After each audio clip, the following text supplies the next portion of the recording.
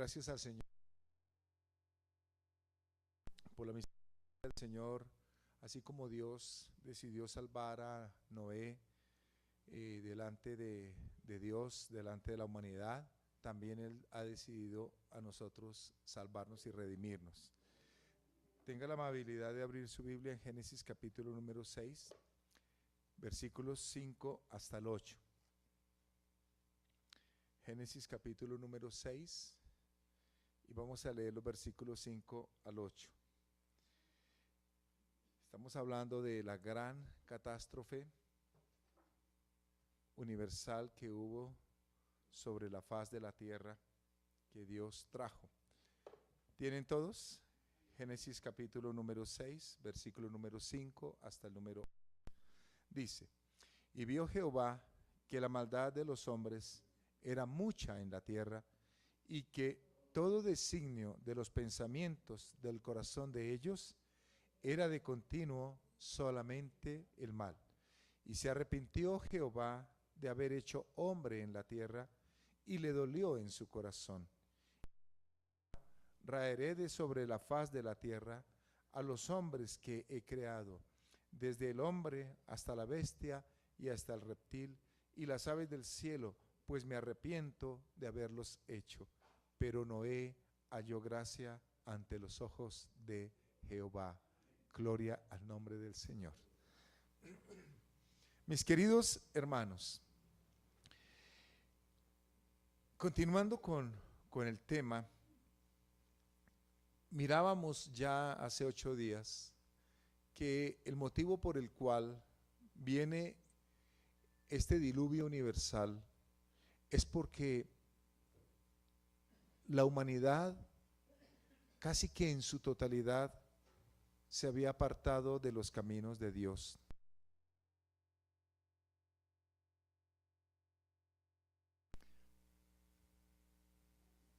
Esa ser, esa voz de Dios en el mundo, en la creación, el hombre había decidido taparla, callarla, no prestarle atención, y había preferido ir en pos de lo malo, de lo pecaminoso, de lo que al Señor ofendía. Entonces Dios decide traer un juicio. Dios, como juez supremo de toda la tierra, observó y consideró los hechos que los hombres practicaban en todo el planeta. Tengo que decir que en aquellos días, y así lo dice la Escritura, la tierra era una sola. Lo que hoy conocemos como los continentes,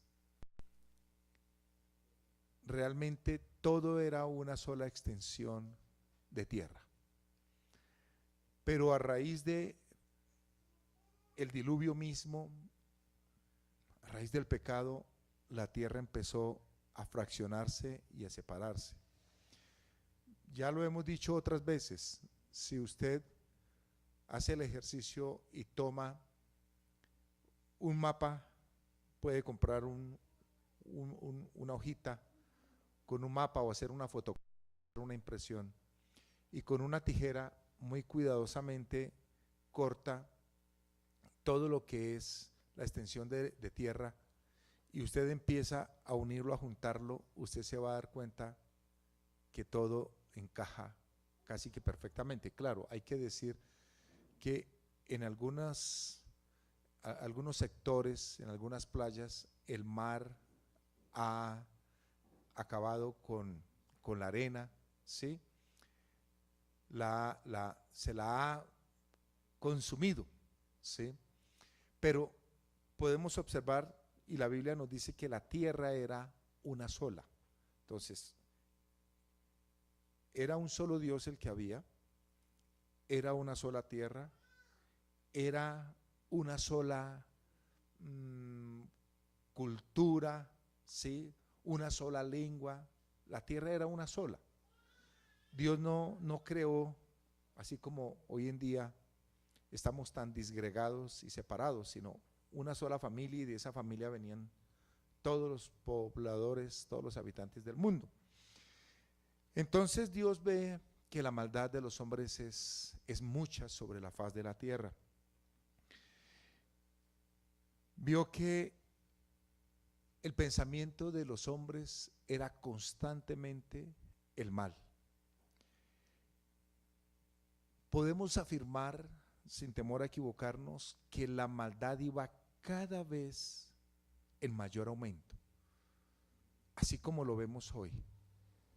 Nos damos cuenta que cada día la maldad crece,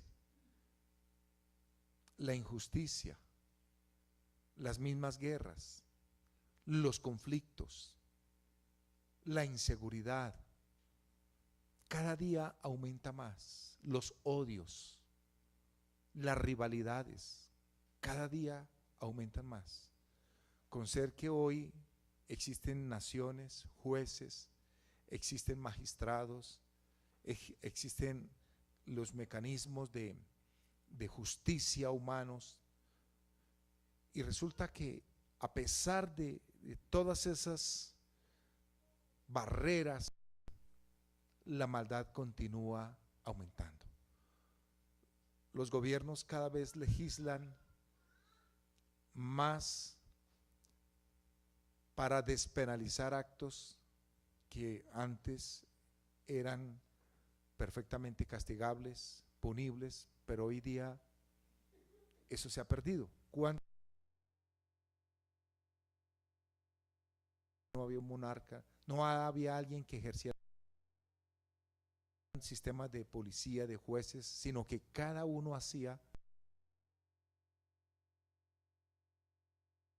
iba en un constante, había un desenfreno total en todas las áreas. Predominaba sobre todo la ley del más fuerte. Si alguien lograba someter a otros, pues los oprimía y se dedicaba ¿a qué? A explotar, tratar otros pueblos y otras gentes, digámoslo de esa forma. Nos dice que la maldad del hombre, que el designio de los pensamientos del corazón era todo el tiempo hacia lo malo, ¿cierto? El Señor Jesucristo lo dice en los evangelios, en Mateo, que del corazón salen los malos pensamientos, los homicidios, los adulterios, las fornicaciones, los hurtos, los falsos testimonios, las blasfemias. Todo eso sale ¿de dónde? Del corazón, ¿sí? Y esto tiene una concordancia completa con lo que acabamos de leer, que el pensamiento de los hombres en aquellos días era de continuo solamente el mal. Y el Señor dice que es del corazón de donde sale todo eso. Fíjese las palabras que el Señor mismo menciona. Dice que salen los malos pensamientos, ¿sí? Yo en días pasados meditaba, la Escritura nos dice: meditad estando en vuestra cama y callad, ¿cierto? Y empieza a tener pensamientos, ¿sí? La Biblia habla de los que maquinan contra su prójimo, ¿cierto? Maquinan en sus lechos, en sus cuartos, en lugares secretos contra el prójimo. Entonces, el hombre está constantemente ideando, pensando a ver cómo va a ser lo malo. Lo decía en días pasados, una persona habituada a hacer lo malo, él no está arrepentido. Cuando lo coge la policía, cuando lo llevan, él no está arrepentido. Él lo que está pensando es en qué falló para que lo hubieran sorprendido, cogido, capturado. Y él está pensando en que la próxima vez que lo haga, no va a cometer ese mismo error. Entonces, el Señor lo dice, que del corazón salen los malos pensamientos, ¿cierto? Los homicidios. El país está aterrado con lo que pasó con la menor de 3 añitos.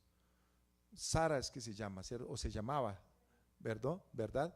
Sarita, una niña infante de 3 añitos, y aparece hasta con una manito mutilada, el brazo partido, golpeada, la cabecita fracturada. Hermanos, ¿de dónde sale todo eso? Del corazón. Los homicidios, los adulterios, ¿sí? Personas que se sueñan, que desean, que anhelan, que están pensando en cuál va a ser la próxima conquista al otro día. Hombres y mujeres, esos son sus trofeos. Que estuvo con fulana, que estuvo con fulano, esos son sus trofeos. Del corazón sale todo eso, los adulterios, las fornicaciones. La palabra fornicación es forneia, que significa inmoralidad, ¿sí? Toda clase de inmoralidad. Les conté en días pasados, usted lo puede buscar en internet, de una señora que se casó con un puente. Imagínense dónde hemos llegado. Leía de un hombre en Japón, en China, que hizo una mujer robot y se casó con ella, ¿sí? Los que piden permiso para casar con animales. ¿Dónde está yendo la maldad, la perversión, la depravación? Terrible, terrible, mis queridos hermanos. Los hurtos, ¿sí? El ladrón está pensando a ver cómo cae sobre su víctima. ¿Cuánto daño hace? Yo miraba en días pasados con asombro, aterrado, esas bandas dedicadas, la sevicia, la astucia, la malicia con que actúan y roban a la gente. Terrible, ¿cierto? Y hermanos, ¿cómo sería en aquellos días? Que llevó a Dios ¿a qué? A traer universal. Todo designio, toda concepción, todo intento, todo pensamiento, toda obra era el mal. De continuo. La Biblia dice de continuo. ¿Qué significa eso? Todo momento, a toda hora. Ellos estaban pensando cómo hacerle daño, cómo hacerle lo que el otro había conseguido, lo que el otro había obtenido, una cosecha, una siembra, un ganado, la esposa, los hijos, había trabajado, si había ganado algo, mirando a ver cómo se lo quitaba. Esa maldad desbordante hizo que Dios le doliera. Dice que le dolió, le pesó a Dios.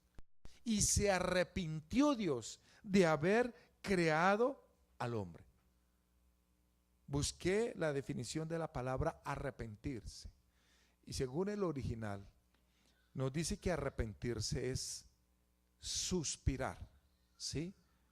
Es respirar fuertemente. Y significa castigar. Entonces, como cuando el hijo provoca la ira de sus padres, ya no sé qué hacer con este muchacho, dice el papá, dice la mamá. Y va alistando la correíta, la varita, ¿cierto? Pero también nos dice que a Dios le dolió, ¿sí? Dios le dolió.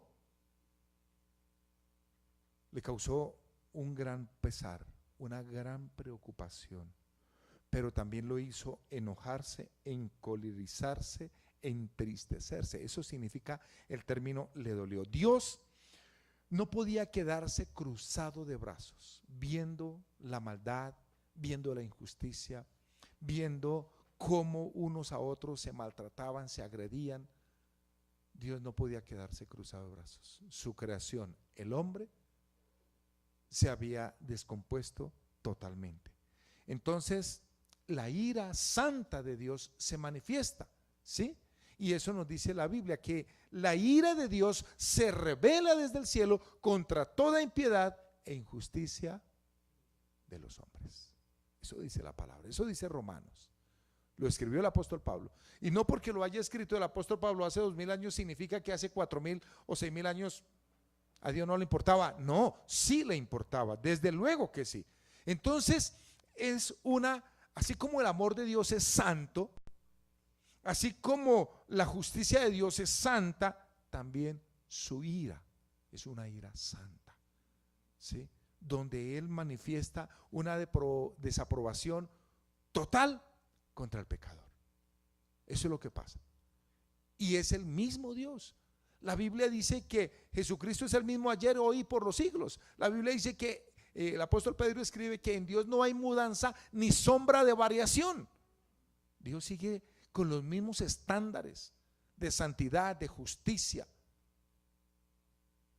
De hace 4.000 años, de hace 6.000 años, sigue hoy y seguirá para siempre. Dios es el mismo. Entonces Dios dice: raeré de sobre la faz de la tierra. Raer significa limpiar, significa golpear, exterminar, destruir. Eso significa la palabra raer. Raeré de sobre la faz de la tierra. Cuando Dios levanta su mano para castigar, hermanos, tenemos que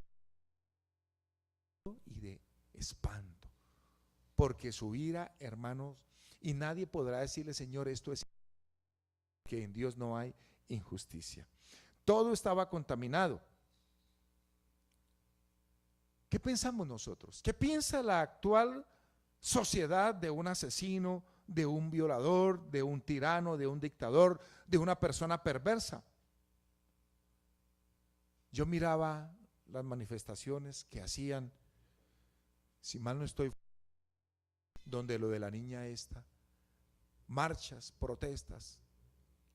Qué pena de muerte para esos asesinos y esos criminales. Mis queridos hermanos, si nosotros nos llenamos de indignación, de tristeza, ¿cuánto más le va a doler a Dios? ¿Cuánto más va a desatar la ira de Dios? La gente está pidiendo pena de muerte para este hombre que cogió a la niña Zamboní. ¿Qué pidieron? Pena de muerte. Y hay naciones, pueblos que dan cadena perpetua, y no una, ni dos, ni tres. Alguno dirá: pero eso es bobada, pedir 3 cadenas perpetuas. No, lo que pasa es que para quitar una cadena perpetua, eso se requiere un trámite y una cosa impresionante. Pero los jueces dicen: en caso de que le perdonen una, pues tiene 5 cadenas perpetuas, porque uno decía: tan bobos, imposible que la persona la maten o muera de viejo y vuelva y le pongan otra. No, es que si el día de mañana llega alguien a darse los medios, la forma para anular o quitar una cadena perpetua, pues tendrá que trabajar para quitar la otra, porque a veces dicen 100 años más 5 cadenas perpetuas. No más, entonces tiene que empezar por rebajarle los 100 años. Y después quedan las otras cadenas perpetuas. Esa es la sanción que dictan los tribunales. Entonces, la tierra nos dice que estaba corrompida. La palabra corromper significa decaer, arruinar, depravar, enloquecer, podrir, violar. Todo eso significa la palabra corromper. La tierra estaba corrompida. Entonces, repito, había decaído completamente. Sus principios, sus normas, su moral, su sentido de justicia había caído. Estaba la sociedad arruinada, ¿sí? Había depravación total. La humanidad estaba enloquecida. Yo me imagino a Dios desde su santo trono mirando a los hombres como unos se mataban, se robaban, se contaminaban unos a otros. El término nos dice que podrir también. Había violación, había violencia. Lea por favor en ese mismo capítulo 6, versículos 11. La escritura nos lo resume en unos poquitos versos, en unos poquitos renglones, pero la maldad era terrible. Dice el 11: y se corrompió la tierra delante de Dios, y estaba la tierra llena de violencia. Y miró Dios la tierra, y aquí que estaba corrompida, porque toda carne había corrompido su camino sobre la tierra. Toda carne. Dijo pues Dios a Noé: he decidido el fin de todo ser, porque la tierra está llena de violencia a causa de ellos, y aquí yo los destruiré con la tierra. Entonces, hermanos, si no existiera Dios, y esto es un problema que tienen los que se llaman ateos, el sentido de moral, de justicia, si no existiera Dios, entonces, si no hubiera un juicio, entonces la vida sería lo más injusto. Si no hubiera un cielo, un infierno, la vida sería lo más injusto. Entonces, toda carne se había corrompido. Ahora, permítame mencionar que iba a mencionar algunos, no alcanzamos a mencionar todos los argumentos, todas las evidencias que hay a favor de un diluvio universal. Yo voy a mencionar solamente bíblicos, porque los hay también desde el punto de vista geológicos, ¿sí? De la tierra. Hay muchas evidencias arqueológicas, ¿sí? Leía que incluso el solo hecho de que en diferentes culturas en todo el mundo se hable de diluvio significa que hay una evidencia, hay un temor en los corazones. Eso no puede surgir porque sí, sino los pueblos empezaron a tener temor de Dios. Pero voy a mencionar algunas evidencias, por lo menos bíblicas. Entonces, en primer lugar, nos dice la Escritura que Dios determinó el fin de todo ser humano, ¿sí? Ahí lo acabamos de leer. Dice el versículo 12, y toda la tierra estaba corrompida, toda carne había corrompido su camino sobre la tierra. Ese es un término inclusivo, no exclusivo. No nos dice la Biblia y algunas personas, sino toda carne. ¿Nos damos cuenta? Toda carne, todo hombre había corrompido su camino sobre la tierra, ¿cierto? Entonces, nos dice que todos, no que en algunas latitudes, en algunos extremos, había gente buena, justa, correcta. No. El único fue Noé, con su familia, su esposa, sus 3 hijos, las mujeres de sus hijos, no más. Solamente Noé. De resto, toda. Entonces, como dice por ahí el dicho, la excepción confirma la norma, ¿cierto? Que todo estaba corrompido. Ahora,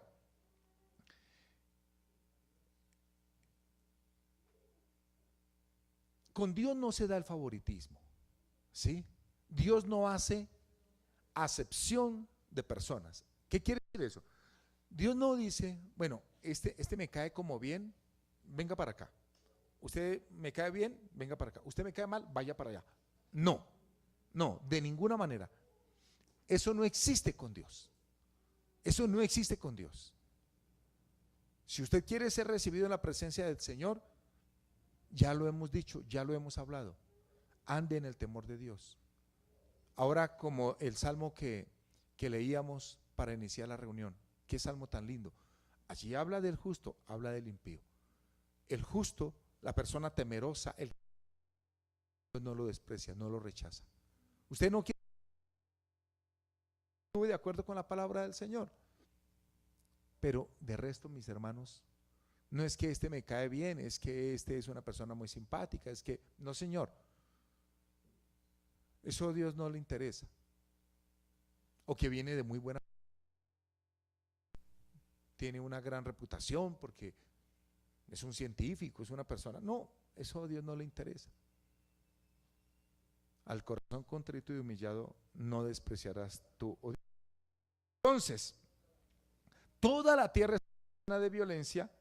Entonces, a pesar de que, digámoslo, como lo estudiamos hace 8 días, había una línea genealógica hacia el pueblo de Israel y hacia el Mesías, ya destinada desde Set. ¿Se acuerdan que estuvimos hablando? El propósito de Dios era a través de Abel, ¿sí?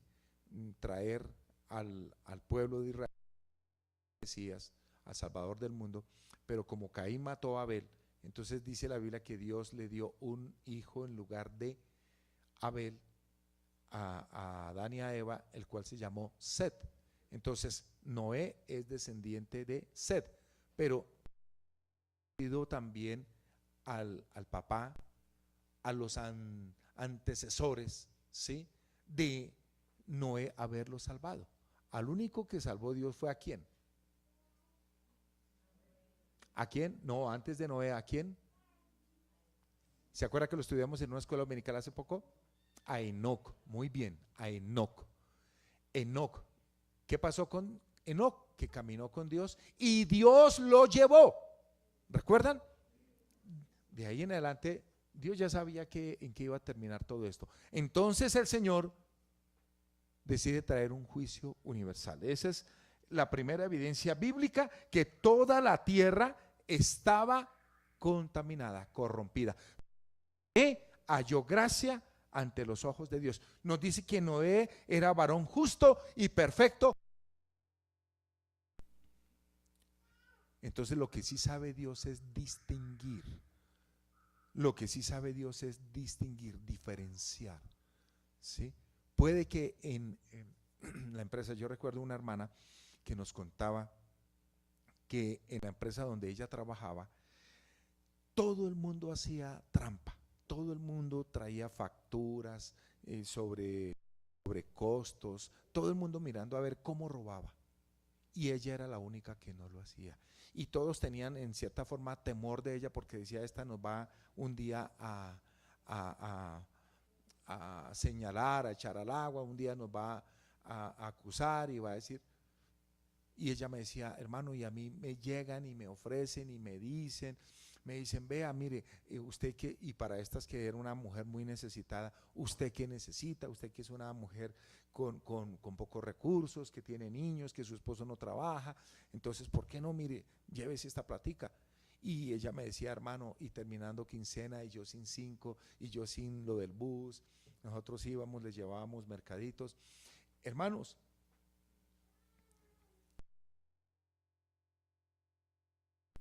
y Dios no nos deja avergonzados. Si usted actúa bien en medio de una sociedad, puede que el comercio aquí en el 7 de agosto, con mucha gente de los repuestos, ¿sí? Porque se habla bien, se habla mal, ¿no? Pero si uno se mantiene, hermanos, Dios sabe hacer diferencia entre el bueno y el malo, el que dice la verdad y el que dice la mentira. Si en la familia, que todos son unos pícaros, que todos son, pero usted decidió caminar con Dios, Dios no lo dejará avergonzado, ¿sí? Noé, varón justo, ¿sí? Noé decidió también caminar con Dios. Yo creo que, yo me atrevo a pensar, ¿recuerdan que dijimos que Noé fue bisnieto de Enoc? Yo creo que Noé dijo, no, a mi abuelito se lo llevó Dios, y yo también, yo quiero caminar con Dios, ¿sí?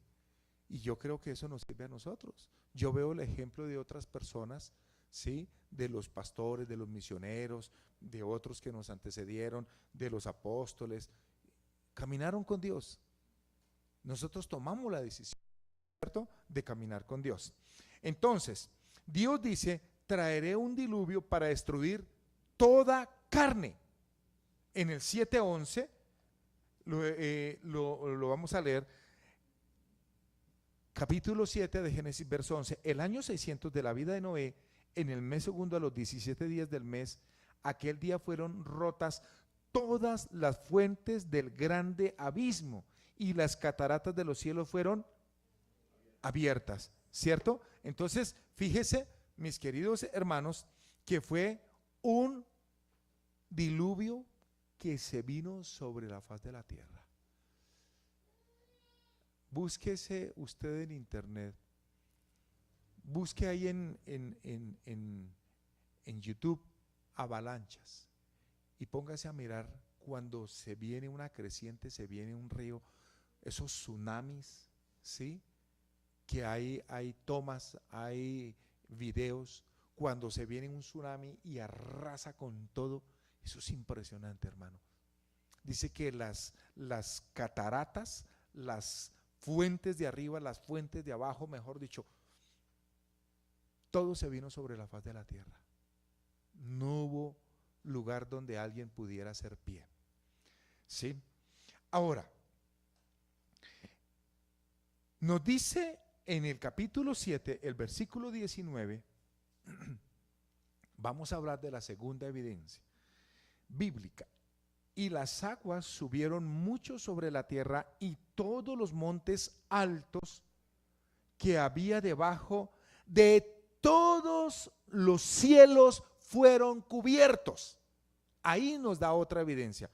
Todos los montes altos que había debajo de todos los cielos fueron cubiertos. ¿Cuánto? Versículo 20. 15 codos más altos subieron las aguas después que fueron cubiertos los montes. ¿Y murió qué? Toda carne que se mueve sobre la tierra, así de aves como de ganado y de bestias y de todo reptil que se arrastra sobre la tierra, y todo hombre. Todos los que estaban fuera del arca murieron. Nos dice entonces, mire, les voy a dar un ejemplo. Si nosotros quisiéramos, hablemoslo así, sencillos, fáciles, que aquí el 7 de agosto se inundó.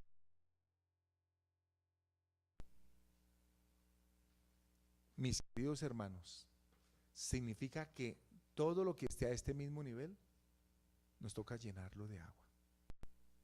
¿Sí? Presta atención. Si quisiéramos que toda la sabana de Bogotá, empezar por llenar desde abajo, desde por el lado sur, Melgar, de para acá, empezar a llenarlo de agua. Que vaya subiendo el agua, vaya subiendo hasta que llegue acá. ¿Sí? Pero lo mismo por el lado del norte, a los lados de la cordillera, por el lado oriental, del Meta para acá, todo eso tendría que llenarse de agua. Si quisiéramos que Monserrate se tapara de agua, hermanos, ¿cuánta agua se necesitaría? ¿Cierto? Ahora, nos dice la Biblia que debajo del cielo todo monte fue cubierto, ¿cuánto? 15 codos.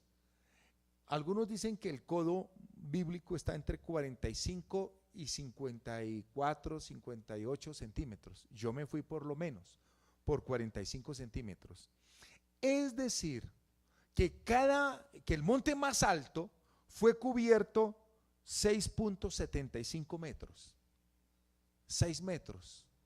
Yo creo que esta edificación tiene por ahí unos 5 o 6 metros, tal vez hasta el tercer piso, unos 6 metros aproximadamente.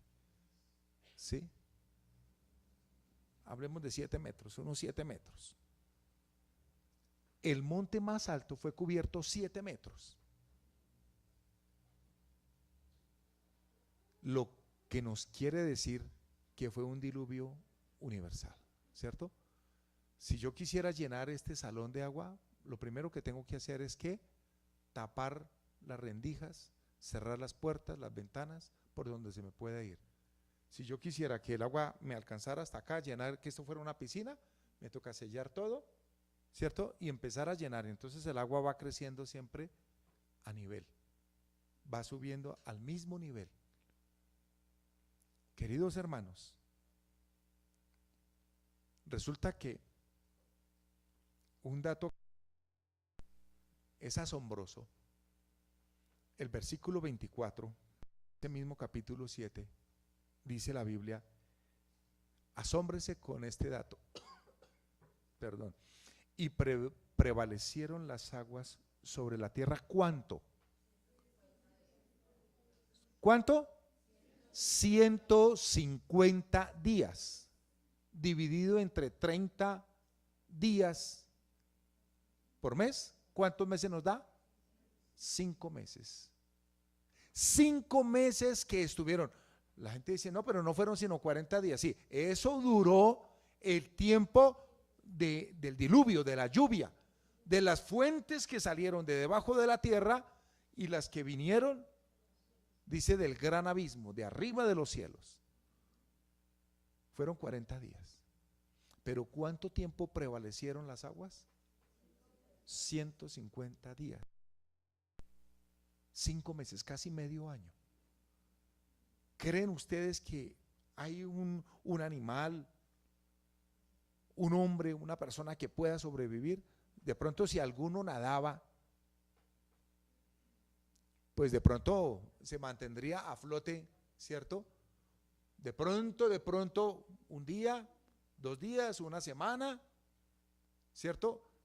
Pensando que las aguas subieran en forma tranquila, pero los torrentes, agua viniendo por todo lado, y aguantar 5 meses. El tiempo que se estima estuvo Noé dentro del arca fue 1 año. Aquí encontramos en la Biblia de alguien que está en ayuno, oración 40 días, pero es que la gracia de Dios lo sostiene. Pero allí no había gracia de Dios. De Dios. Entonces, la segunda evidencia es que los montes fueron cubiertos 6.75 metros.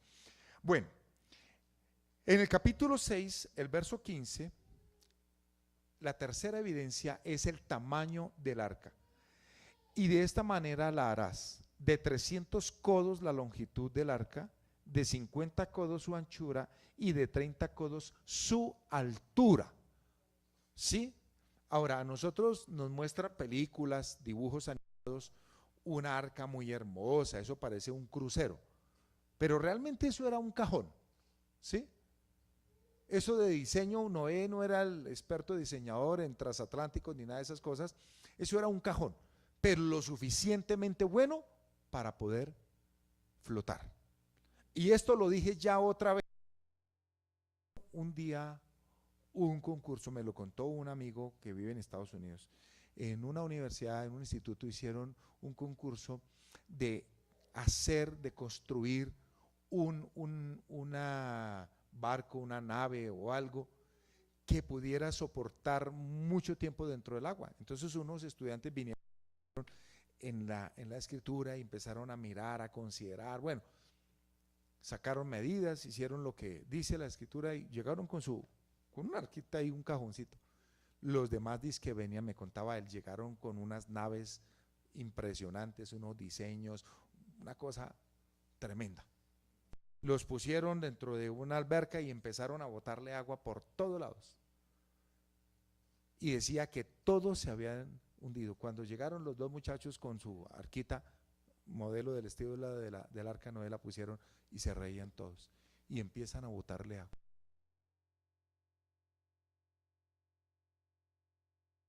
Fue la única que se mantuvo a flote y no se hundió. ¿Sabe Dios de ingeniería? ¿Cómo se llama esto? ¿Qué cosas de esas? Desde luego que sí.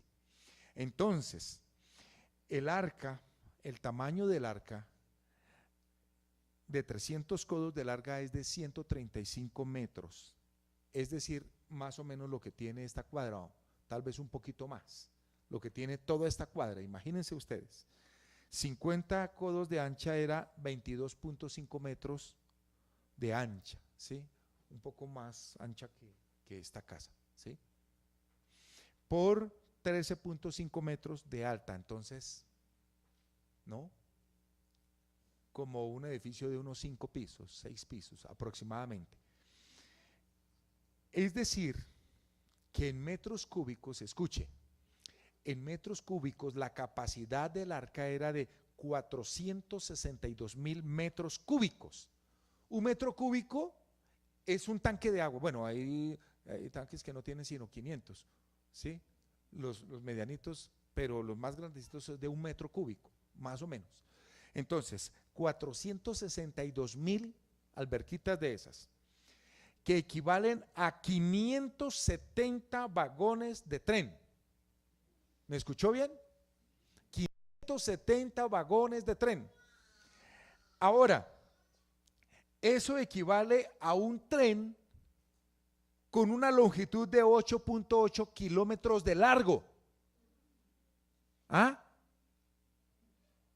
Imagínense un tren de 570 vagones, es decir, 9 kilómetros de largo. Un vagón detrás del otro, 9 kilómetros. Esa era la capacidad del arca. Imagínense lo pequeñita que era. Equivale a 21 canchas de baloncesto. Imagínense lo que es la superficie, 21 canchas de baloncesto. Entonces, ¿para qué construir un arca tan grande si Dios hubiera podido llevar a Noé y a las 8 personas? Oiga, Noé, váyase a aquel monte, como le dijo Dios a Lot, huye y escapa por tu vida porque Dios va a destruir estas 2 ciudades. Y eran más ciudades, no eran solamente 2, eran varias. Sodoma y Gomorra eran las principales. Entonces Dios le hubiera podido decir a Noé, oiga, Noé, ¿sabe qué? ¿Para qué construir un arca? Noé dura casi 100 años construyendo esa arca. Noé tenía siervos, siervas, esclavos, y ellos le ayudaron a construir, a traer la madera. Ya voy a terminar. La cantidad, el tercero es la cantidad de población que había. Se estima que la población que había, dicen algunos de 1.000 millones, otros 3.000 y otros dicen que había casi 6.000 millones de personas.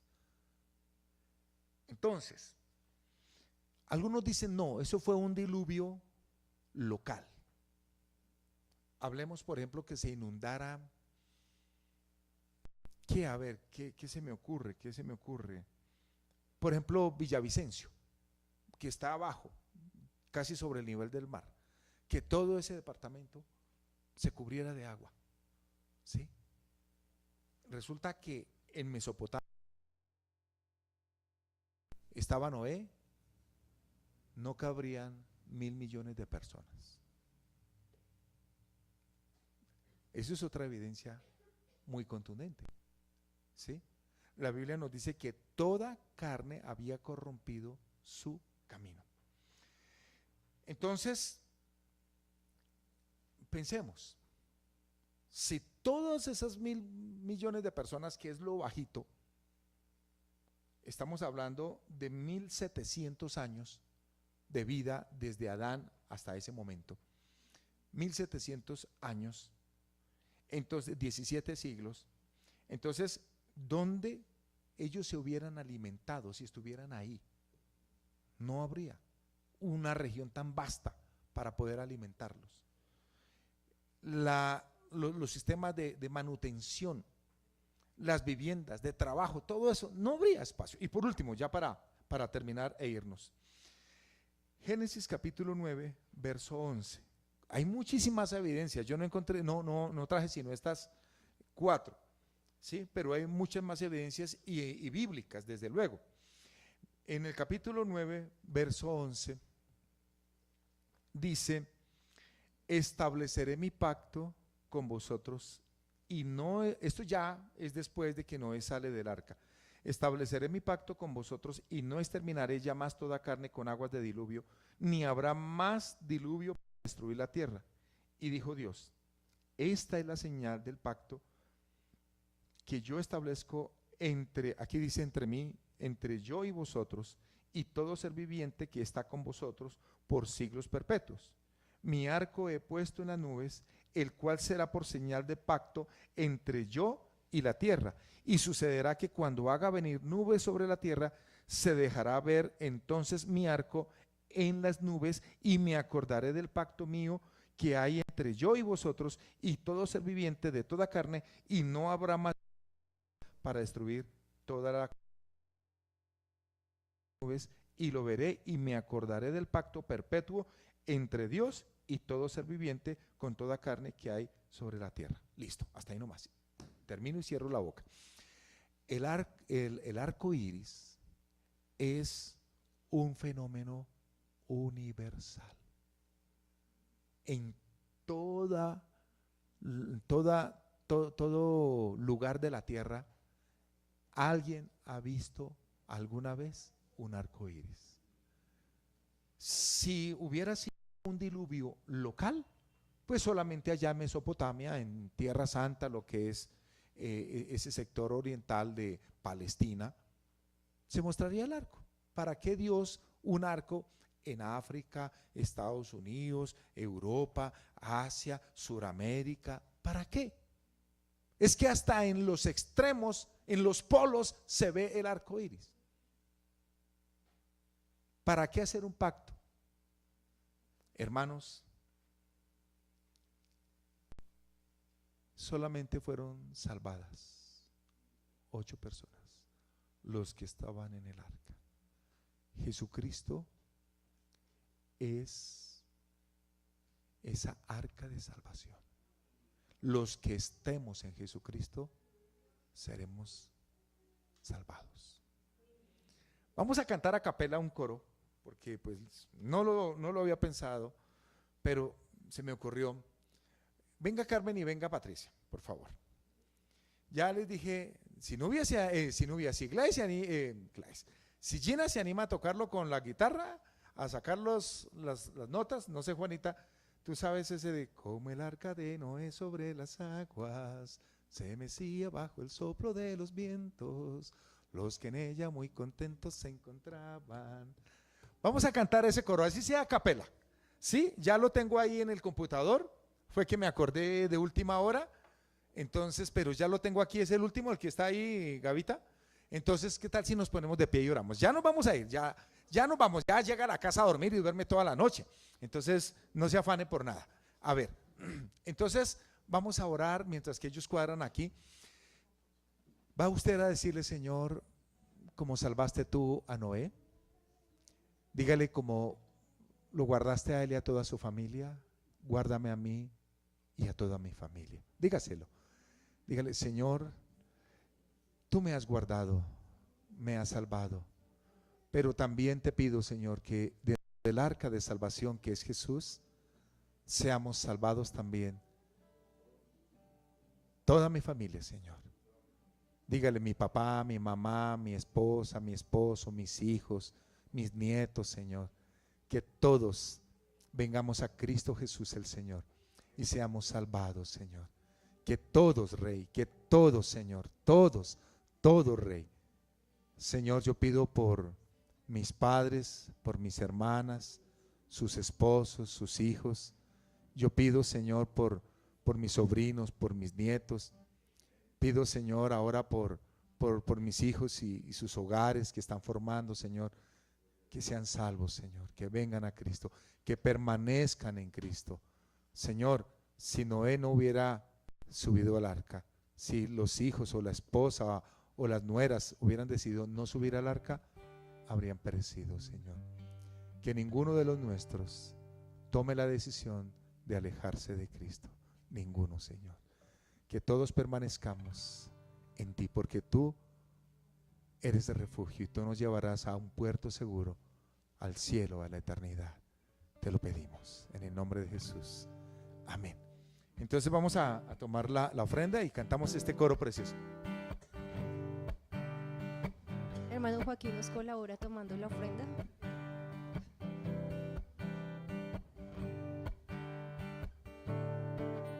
Como el arca de Noé sobre las aguas, se mecía bajo el soplo de los vientos, los que en ella muy contentos se encontraban, alababan el nombre del Señor.